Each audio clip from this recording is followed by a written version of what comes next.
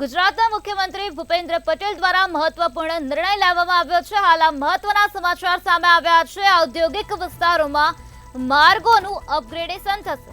Road infrastructure upgradation મજબૂતીકરણ તો 1470 કરોડ રૂપિયાની ફાળવણીને મંજૂરી આપી દેવામાં આવી છે। 688 કિલોમીટરના 65 માર્ગોનું અપગ્રેડેશન કરવામાં આવશે। મુખ્યમંત્રી ભૂપેન્દ્ર પટેલ દ્વારા મહત્વપૂર્ણ નિર્ણય લેવામાં આવ્યો છે। ઔદ્યોગિક વિસ્તારોમાં માર્ગોનું અપગ્રેડેશન કરવામાં આવશે।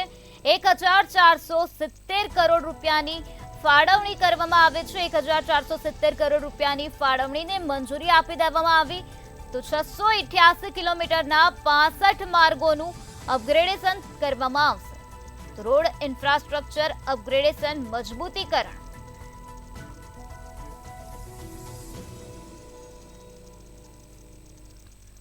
ગુજરાતના મુખ્યમંત્રી દ્વારા આ પ્રકારનો નિર્ણય લેવામાં આવ્યો છે। મુખ્યમંત્રી ભૂપેન્દ્ર પટેલે આ નિર્ણય લીધો છે। ઔદ્યોગિક વિસ્તારોમાં માર્ગોનું અપગ્રેડેશન થશે। રોડ ઇન્ફ્રાસ્ટ્રક્ચર અપગ્રેડેશન મજબૂતીકરણ કરવામાં આવ્યું ત્યારે 1470 કરોડ રૂપિયાની ફાળવણીને મંજૂરી આપી દેવામાં આવી છે। તો બીજી તરફ 688 કિલોમીટરના 65 માર્ગોનું અપગ્રેડેશન થશે।